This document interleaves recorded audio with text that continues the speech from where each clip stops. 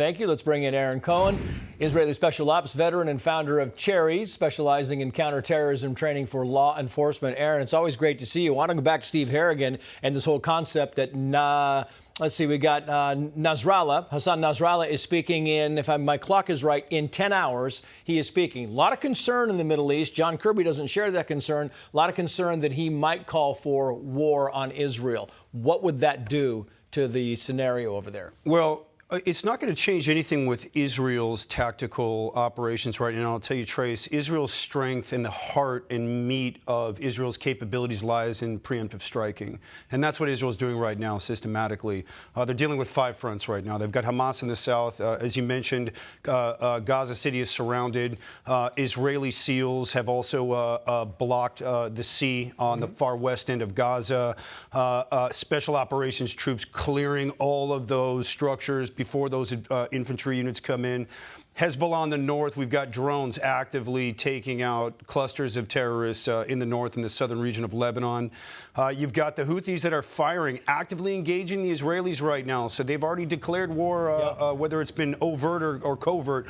Those missiles are coming into Israel. So Israel it doesn't have the luxury of the would-bes, could-bes, and maybes. And that's the mindset of defending the state. And so aggression, determination, and continuous bombardment, both on the ground, both in the air via drones, it's nonstop with Israel, Trace. You talk about continued bombardment. It's interesting because I want to play some more sound from John Kirby talking about the humanitarian pause. That's what they call it. Watch.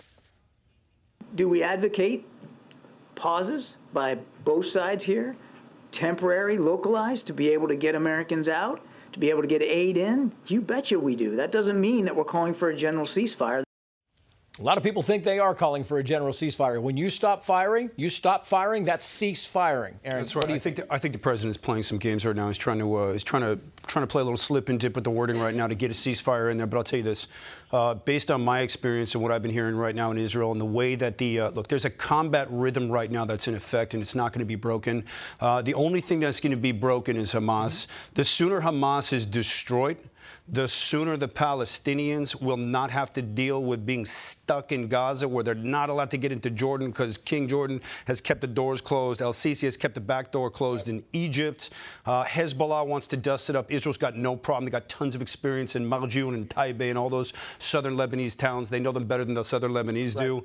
And Israel, as I've said to you before on multiple occasions, has the ability to get to every one of these people, and I don't think Israel's going to break their combat rhythm. They cannot, for the future of the resolution of the Jewish state. They have to keep moving. They're in a rhythm. Supplies will get moved up if we stop. Hezbollah will be able to continue supplying. It cannot stop at this point right now. You talk about that rhythm. How important is it that the Israeli Defense Forces have Gaza surrounded? I've got about 30 seconds. Gaza surrounded is the key. This is what we call a sir lachatz in Hebrew. Translated literally means a pressure cooker.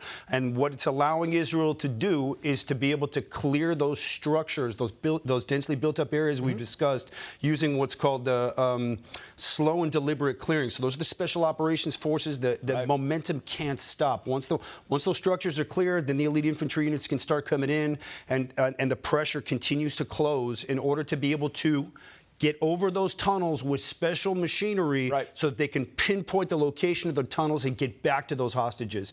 That's the operational tone right now. Great stuff. Aaron Cohen, thank you very much. Appreciate you. Hey, Sean Hannity here. Hey, click here to subscribe to Fox News YouTube page and catch our hottest interviews and most compelling analysis. You will not get it anywhere else.